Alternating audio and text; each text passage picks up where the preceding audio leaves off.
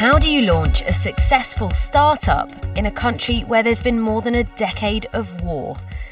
I'm Maddie Savage in Stockholm, and today's programme is all about a Syrian entrepreneur who's used his experiences of working for tech and travel companies here in the Nordics to launch Syria's most popular ride-sharing app. Even if you don't have that perfect infrastructure, you still can create something. If we don't start doing it as Syrians ourselves, if we don't do it, who will? Khalid Mustafa founded the Yalago platform in 2019, and now it's used by thousands of people to book taxis and get around Syria's biggest cities.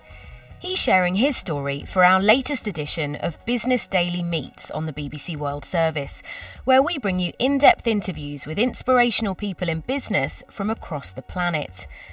I'll be hearing about the challenges and rewards that come from launching a company during a time of conflict, and getting a glimpse into Syria's emerging tech scene. Not so many international players are interested yet in the Syrian market. Is it going to happen? I think it will.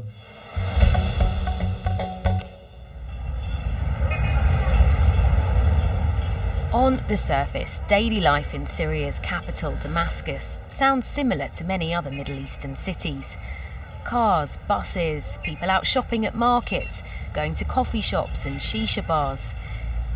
And in this part of Syria, that's led to big changes in digital infrastructure. It was easy before the crisis. During the crisis, tools to be more online were limited. However, in the recent years, we can see a huge improvement. In 2018, he noticed how much more connected his home country was becoming and spotted a gap in the market to develop the country's first ride-sharing app. So things have become much easier on the connectivity side, the internet companies being more active, the government supporting internet providers. So this also was a sign for us that yes, now we can launch such a service that depends hugely on the internet connection. Let's start by hearing a bit more about the app, how it works. It connects a person who needs a ride to another person who does have the car. So it's a platform that aims at optimizing both the time of the person who's looking for a car or a ride and the person who has the car. So it's inspired by other ride-sharing platforms around the world, like Uber and Lyft from the US, for instance? Yes, it's basically inspired. It's same business model. However, we, of course, had to localize it. Why had none of these other apps launched or worked in Syria? Because of the, of course, obvious crisis that has been in the country. Maybe they have not seen Syria yet as a great market for them to invest in. But Khalid believed it was exactly the right time to invest. Damascus was getting back on its feet, but people were still concerned about security, and he believed a ride-sharing app could help with that. Safety was a major concern for so many people. So Yalago has provided this element of safety because the moment you order your taxi, you will be able to track it.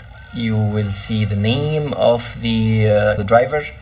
You will see their rating as well. You will see how good they are. This is a factor. Another factor is these drivers that we have with Yalago, we do a back-end check on them, that they have a clean criminal record, for example, that they have insurance to the car. So we make sure that the car and the person that they are riding with is safe and of good manners. The company is self-funded from Khalid's savings and money from relatives. He previously worked as a business coach in the Nordics and in senior jobs at the global airline Emirates and for Expedia, one of the world's biggest online travel booking platforms. He had a lot of experience working with colleagues based in different countries, which gave him the confidence that he could manage Yalago remotely from his current base in Dubai. He says another big reason for launching Yalago is to help Syrians who haven't shared the same kind of job opportunities. You can say the main reason was to upskill these talents to be able to help in the recovery of the country. Another reason is, as a Syrian, I can understand the market, I understand the customer behavior. So I saw that this is the right time to invest in the country. Wouldn't it have been easier to have picked a country in peace? Sure, this is what everyone tells me, to be honest. But if we don't start doing it as Syrians ourselves, as talents who have been exposed to other technology environment, if we don't do it, who will? There is an overall sentiment from the authorities to make it easy for business people to start their businesses.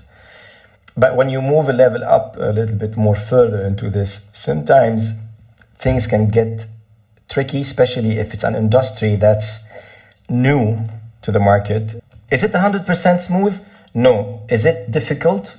No. Yalago has grown exponentially since it formally launched in 2019 and was given a provisional licence. The company says it has 60 full-time employees and 10,000 drivers, and it recently expanded to Aleppo, Syria's largest city.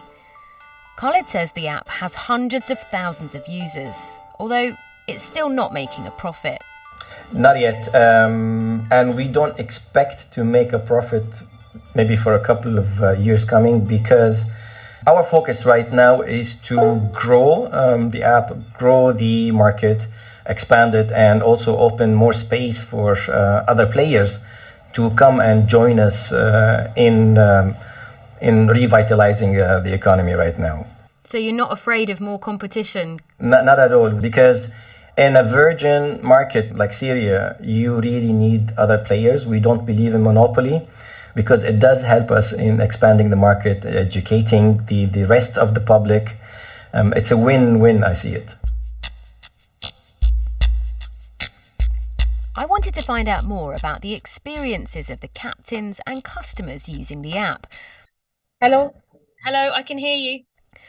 When we were finally able to chat, Suha told me she used to work in telecoms for the Syrian government, and she started driving for Yalago as an extra job in the evenings.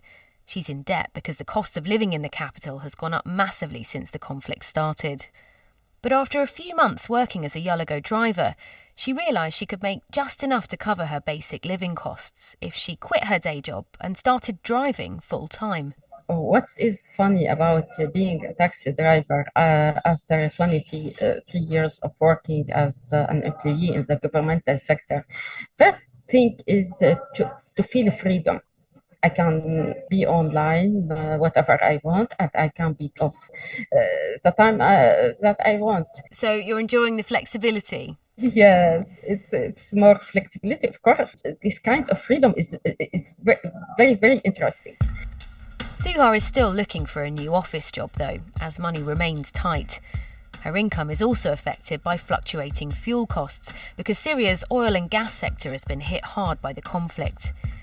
Yalago makes regular ride price adjustments to try and help drivers cope with the cost of gas while also keeping journeys affordable for customers. But on some days, Suha says, fuel is still too expensive or simply not available. Many times I'll stop my car for 1 day, 2 days, maybe 4 days, until I get the gas, and then I go back. Despite these problems, Suha clearly enjoys her job. She says she feels safe driving around Damascus and gets a lot of satisfaction from working for such a popular company. The majority of Yalago customers, they feel bored from waiting taxis and arguing the prices. So they found Yalago as a gift, a very good solution because it's fixed prices. What kind of feedback do you get personally? It's not that common for women to be taxi drivers in Syria, is it? 99% of the comments, oh, you have a female driver. Later on, the majority of them are happy at the end of the trip. Suha also told me she thinks Yalago is doing so well because it's good at responding to feedback, both from customers and drivers. I wondered if the management style of Yalago's founder, Khalid Mustafa, had been influenced by his years living in Scandinavia, where businesses tend to be much less hierarchical than in many parts of the world. It has actually tremendously. One of the most important things that I learned from the Nordic working culture is the flat management, the flat team.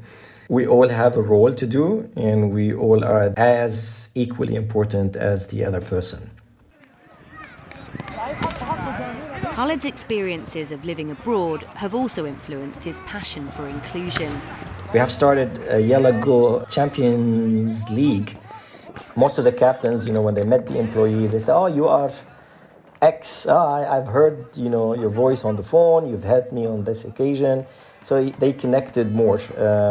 So this is one of the initiatives that we did and we usually do, not necessarily always sports, to strengthen the community.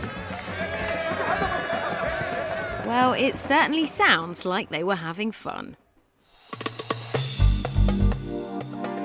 Khaled's next venture is launching the Yalago Academy later this year. It's a meeting place in Damascus for entrepreneurs working on new innovative business ideas. And it's modelled on similar tech hubs in Nordic cities and Dubai. The people who have ideas can come physically to that place, or they can also connect virtually with a group of, let's say, mentors to have their skills polished, upskilled, to empower them to learn, let them learn from other companies' mistakes, challenges, and solutions. Why do you think it's important to have more entrepreneurship in Syria? You could argue, isn't it better to get traditional businesses back on track, to get everything up to speed again before thinking about new ventures? Even if you don't have that perfect infrastructure, you still can create something. If we don't start doing it as Syrians ourselves, if we don't do it, who will? With the new ideas that these entrepreneurs can have, I think it will speed up the tech wheel, as we can say it, and catch up actually with the closest countries. Are there a lot of international investors that are considering looking at Syria right now? Not at the moment. Not from what I know. As far as I know, not so many international players are interested yet. But with Yalago and the upcoming startups, I think we will be back on the radar. But I really enjoyed learning about Yalago's story of resilience and innovation. And I hope we'll hear a lot more from Syria's tech scene in future. That's all we've got time for today, though. Business Daily's back tomorrow.